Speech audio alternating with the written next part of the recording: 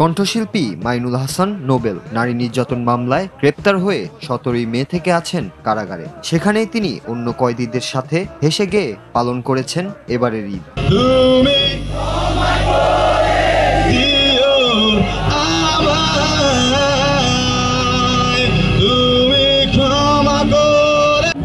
প্রতি ঈদেই কারাবন্দীদের জন্য বিশেষ সাংস্কৃতিক অনুষ্ঠান আয়োজন করে কারা কর্তৃপক্ষ। সেই অনুষ্ঠানে কয়েদিরাই গান পরিবেশন করে মনোরঞ্জন করে একে অন্যকে। কিন্তু স্বয়ং পেশাদার গায়ক যখন নিজেও কয়েদি, এই সুযোগ হাতছাড়া করেননি অন্য কয়েদিরা। আর তাই তো এই আয়োজনে গান গেয়ে বন্দী থাকা কয়েদিদের মাতালেন নোবেল।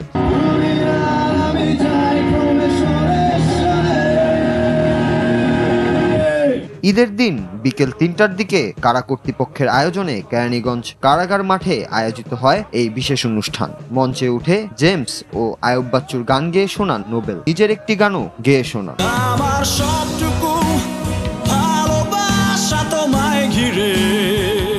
নোবেলের কণ্ঠে গাওয়া এসব গান শুনে অন্য বন্দীরাও আবেগ উচ্ছ্বাসে মেতে ওঠেন। কারাগারের মাঠে গানে গানে তৈরি হয় এক ভিন্ন রকম উৎসবমুখর পরিবেশ।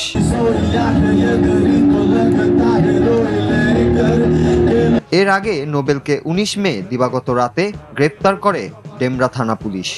তার বিরুদ্ধে এক নারীকে 7 মাস ধরে একটি বাসায় আটকে রেখে ধর্ষণ ও নির্যাতনের অভিযোগ আনা হয়। যদিও নোবেলের আইনজীবী অভিযোগকারীকে নোবেলের স্ত্রী দাবি করেন, কিন্তু আদালতে বিয়ের কোনো প্রমাণপত্র দেখাতে পারেননি তিনি। সেদিন বিকেলে তাকে আদালতে হাজির করা হলে আদালত তাকে কারাগারে পাঠানোর আদেশ দেন। তারপর থেকেই কারাগারে আছেন এই কণ্ঠশিল্পী।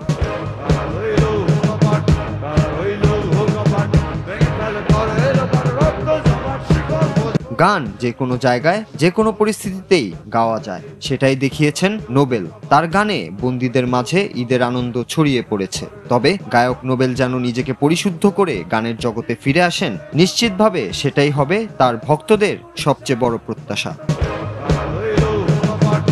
নূর Raju, Bangla TV news desk.